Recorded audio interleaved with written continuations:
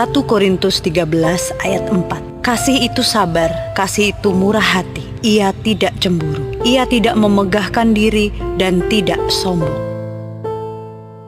Anton dan Budi, dua saudara yang menjalankan usaha keluarga, terlibat dalam pertengkaran hebat. Anton merasa usahanya tak dihargai, sementara Budi menganggap saudaranya terlalu egois. Perselisihan itu membuat mereka saling diam selama berbulan-bulan. Suatu hari, ibu mereka berkata dengan lembut, "Kasih itu sabar dan murah hati. Jika kalian terus mempertahankan ego, keharmonisan keluarga akan hancur."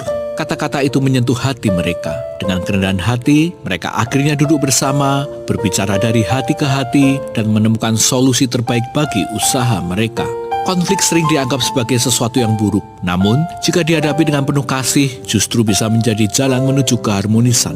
Dalam 1 Korintus 13 ayat keempat, Rasul Paulus mengajarkan bahwa kasih itu sabar dan murah hati. Ketika kita bersabar, kita mendengar dengan hati, bukan hanya dengan telinga. Ketika kita murah hati, kita tak terburu-buru menghakimi, melainkan berusaha memahami. Jika perbedaan disikapi dengan kasih, konflik tidak akan lagi menjadi jurang pemisah, melainkan jembatan yang memperkuat hubungan. Jika saat ini kita sedang menghadapi konflik, entah dalam keluarga, pekerjaan, atau pelayanan, mari belajar menyikapinya dengan kasih. Jangan biarkan ego dan kesombongan menguasai hati. Sebaliknya, latihlah diri untuk bersabar dan bermurah hati. Datanglah kepada Tuhan, mohon hikmat-Nya agar kita melihat konflik sebagai kesempatan bertumbuh dan membangun hubungan yang lebih harmonis. Ketika kasih memimpin, tidak ada luka yang tak bisa disembuhkan dan tidak ada perselisihan yang tak bisa didamaikan.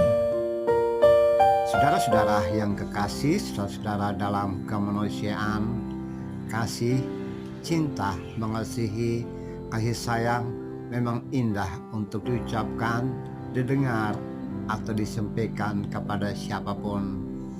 Sayangnya banyak orang lupa bahwa murah hati itu juga bagian dari kasih. Membantu, menolong orang lain itu bagian juga dari kasih. Saudara, kadang-kadang kita menerima atau mendapatkan sesuatu dari orang yang belum pernah kita temui.